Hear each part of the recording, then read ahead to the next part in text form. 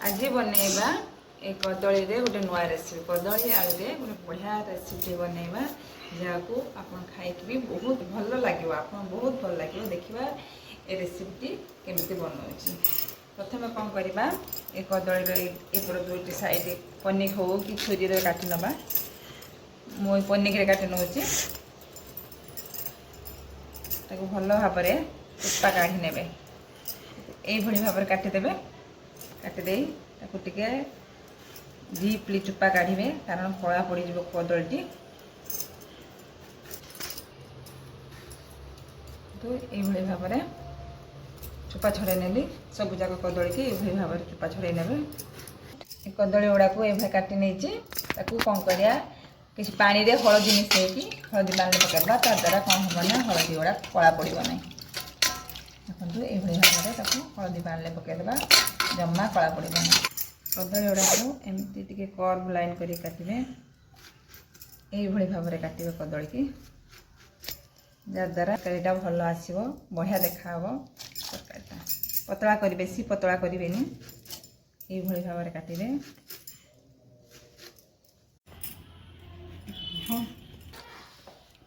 को ये भाव में काटे ना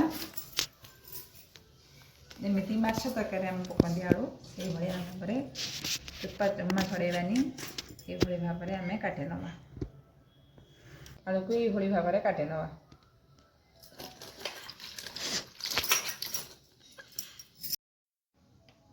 दी पिंच खंड हलदी नहीं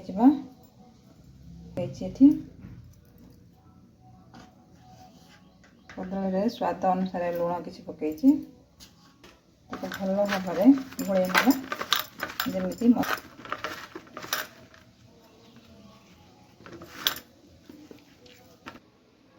देखो भल भाव में मिक्स कर नहीं चलतु मसला गोटे प्रस्तुत करवा देखो मसला रेडी कर नहीं गोटे टमाटो नहीं फाड़े पियाज नहीं दी कुला रसुण नहीं आउ 3टा कंचा लंका नहीं ग्राइंडिंग जार रे देदेबा ग्राइंडिंग जार दे भल भाव में ग्राइंडिंग करना 2टी कदली मुझे गोटे चामच कला सोरिष नहीं चामच नहीं धला सोरिष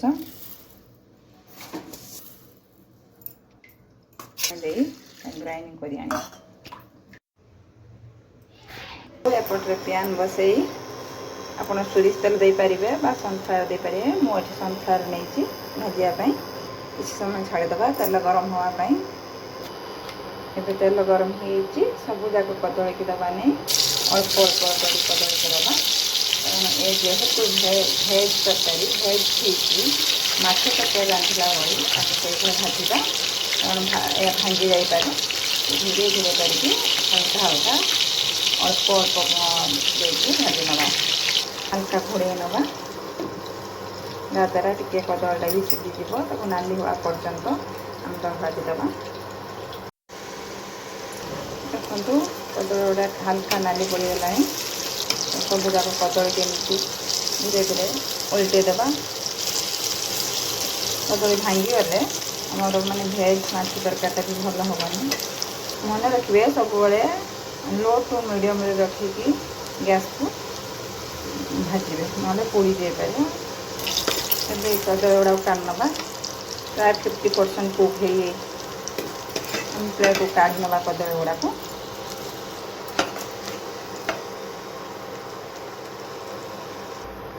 सेम प्रोसेस रे काटिक रखि आलू को भाजी नवा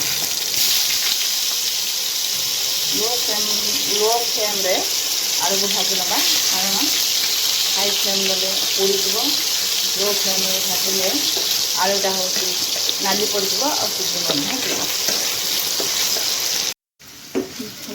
आलू गुड़ा हल्का गोल्डन ब्राउन कलर हो सीझी मिल जाइए बर्तमान काढ़ी नवा पकई नमा गोटे तेजपत्र गोटा जीरा जीराटा फुटीगला काटी रखिया पियाज पकई भल भाजी नवा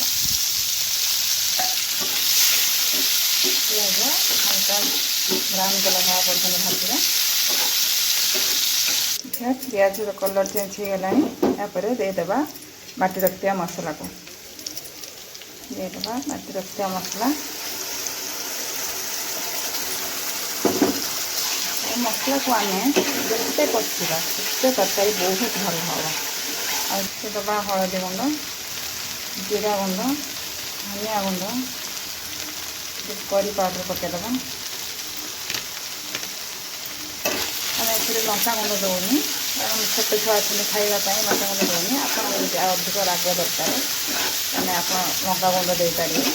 ମୁଁ କଞ୍ଚା ଲଙ୍କା ଯଦି 2-3ଟା ଦେଇଛି, ସେଥିପାଇଁ ମାଲ କଷି ନେବା। ମସଲାରୁ ଯେମିତି ତେଲ ଗୁଡ଼ା ସବୁ ଛାଡ଼ି ଆସିଲାଣି। ମୁଁ ଏଥିରେ ଆଉ ଲୁଣ ଦେଉନି, କାରଣ ଭଜାରେ ଲୁଣ ଦେଇଛି, ଆଉ ସେଥିପାଇଁ ଲୁଣ ପକାଇନି। ସ୍ୱାଦ ଅନୁସାରେ ପଛରେ ଟେଷ୍ଟ ଦେଖିକି ଲୁଣ ପକାଇ ନେବେ। ଭାଜି ରଖିଥିବା ଫିସ୍କୁ ପକାଇଦେବା ବା କଦଳୀ ଆଳୁକୁ ପକାଇକି ଗୋଳେଇ ନେବା। ଭଲ ଭାବରେ ମିଶାଇ ଦେବା, ଯାହାଦ୍ୱାରା ମସଲା ଗୁଡ଼ା ତା ଭିତରକୁ ସବୁ ଯାଇପାରିବ। କିଛି ସମୟ ପାଇଁ ଢାଙ୍କି ଦେବା। ଦେଖିବା କ'ଣ ହେଇଛି, କେତେ ସୁନ୍ଦର ଦେଖାଯାଉଛି। ସେଥିରେ ପାଣି ଦେଇଦେବା। ଆପଣ ଗରମ ପାଣି ସବୁବେଳେ ନେବେ, କାରଣ ଯେମିତି ମାଛ ତରକାରୀ ଆମେ ଉଷୁମ କରିକି ନେବା ପାଣି, କଞ୍ଚା ପାଣି ନିଅନ୍ତୁନି। ଯେମିତି ପାଣି ଗରମ କରିକି ଦିଅନ୍ତି ସେଇଭଳି ଭାବରେ ଆମେ ଗରମ କରିକି ଥିବା ପାଣିକୁ ଦେବା, କାରଣ ଥଣ୍ଡା ପାଣି ଦେଲେ କଦଳୀଟା ଆମର ଭାଙ୍ଗିଯିବ। ସେଥିପାଇଁ ଆମେ ଗରମ କରିକି ପାଣିଟା ନେବା। ପାଣିଟା ଟିକେ ଅଧିକ ଦେବେ, କାହିଁକିନା ଏତେ ଗ୍ରେଭି ରଖିବା। ଅଧିକ ଦେଲେ କାହିଁକିନା କଦଳୀ ଆଳୁ ତରକାରୀରେ କଦଳୀଟା ଟିକେ ପାଣି ଅବଜର୍ଭ କରିନିଏ। ଆମେ ଯେହେତୁ ଆମେ ଝୋଳ ରଖିବା, ଗ୍ରେଭି ରଖିବାକୁ ପଡ଼ିବ, ସେଥିପାଇଁ ଆଉ ଟିକେ ପାଣି ଦେବା।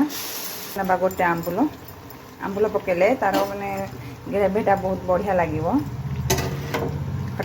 ଖଟା ଟିକେ ଲାଗିବ, ଯେହେତୁ ସୋରିଷ ମସଲା ଦିଆହେଇଛି।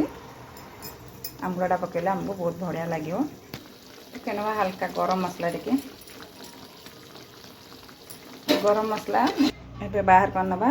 ହେଇଯାଇଛି, ଟିକେ ଗ୍ରେଭିରେ ଅଧିକ ରଖିଛି, କାରଣ କଦଳୀଟା ପାଣି ଟାଣି ନେବ। ତାକୁ ସାଙ୍ଗେ ସାଙ୍ଗେ ନ ଖାଇ ଅଧଘଣ୍ଟା ପରେ ଖାଇଲେ ଭଲ ଲାଗିବ। ଧନିଆ ପତ୍ର ପକାଇ ସର୍ଭ କରିନେବେ।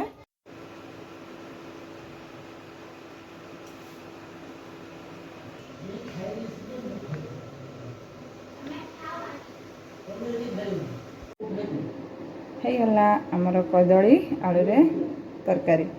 ୟାକୁ ଦେଇକି ମାନେ ଆମର ସାଧା ଦିନରେ ଆମେ ଆମିଷ ଖାଇବା ପାଇଁ ଯେଉଁମାନେ ଇଚ୍ଛୁକ, ଏମାନେ ସାଧା ଦିନରେ ଏଇଟା କରି ଖାଇଲେ ଆରାମସେ ଭାତ ଉଠିଯିବ।